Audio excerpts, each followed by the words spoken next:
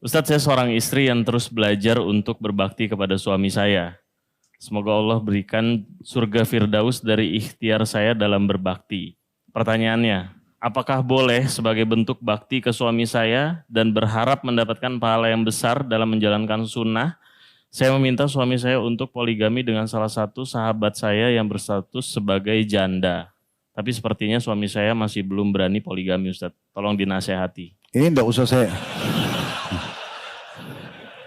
usah saya yang jawab. Semua laki-laki bisa jawab. Coba jawab jujur. Kalau istri antum begini, antum bagaimana? Hah? Subhanallah, bicara masalah nikah dan poligami ini bagi laki-laki biar sudah diranjang kematian. Ya. Kalau antum bilang mau nikah, langsung segar. Kuasa Allah SWT. Saya kedatangan tamu, subhanallah, beliau mau wakafin tanah di kantor, sudah 80 tahun mungkin umurnya. Beliau pakai alat dengar, ya, karena kurang jelas. Ditemani sama anak-anak perempuan beliau, anak perempuan itu sudah 65 tahun gitu ya. Ngobrol-ngobrol, terus jadi setiap bapak ini ngomong, anaknya jelasin lagi ke saya. Tapi saya bapak ini kok masih sehat gitu ya. Terus saya langsung tanya, sebentar bu, saya mana ya, coba saya bicara. Bapak umur berapa? Dia jawab 80 tahun, sehingga saya yang 80 tahun. Terus kemudian saya tanya, bapak masih sama istri? Dia bilang tidak. Kenapa? Bapak kenapa nggak menikah lagi? Itu di depan saya, dia cabut alat dengarnya. Terus dia bilang, oh ya saya mau menikah. Ya, setelah itu 1 jam ke depan tanpa alat pendengar itu. Ngobrol sama saya langsung. Saya sampai bilang, iya pak menikah pak gini. Terus anaknya bilang, Ustadz ini ayah saya sebentar pulang demo nih minta nikah. Gitu. Ya, subhanallah orang bicara masalah nikah ini luar biasa terutama bagi laki-laki. Kadang-kadang saya ini cuma sebagai pemahaman saja supaya misalnya apa hikmahnya? Kenapa Allah SWT sebutkan surga ada bidadari? Bidadari itu kalau cirinya di surah Rahman, surah Al-Waqiah kan badannya bagus, cantik, putih, setia, segala macam. Ada juga disebutkan sisi yang lain, gelang dari emas, ya, baju dari sutra, segala macam. Saya coba pertemukan dengan metode pendidikan anak gitu. Kalau anak laki-laki, antum bilang begini, nanti tidak kalau selesai kuliah, ayah akan kasih kamu emas. Menarik gak buat dia? Antum sekarang sini, ya. Saya bilang, anggap saya ayah antum, terus bilang, nanti tidak kalau selesai kuliah ayah kasih emas. Antum tertarik gak? Tapi coba saya bilang begini, kalau selesai kuliah ayah nikahkan. Hah? Semangat gak? Semangat. Jadi bidadari di surga itu lebih kepada buat antum memang. Untuk laki-laki. Sebagian salaf, mereka pada saat sebelum masuk medan perang, mereka saling mengingatkan hadis tentang bidadari di surga.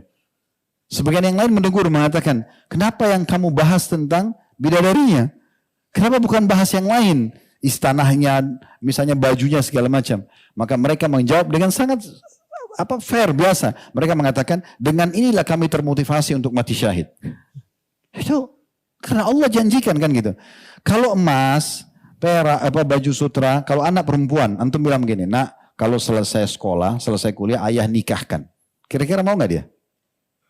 Coba akhwat bisa jawab di belakang. Kalau selesai kuliah ayah nikahkan, pasti dia takut. Tapi coba kalau selesai kuliah ayah kasih kau gelang emas, suka nggak? Hah? Itu ada jawaban di belakang. Jawab. Mau katanya.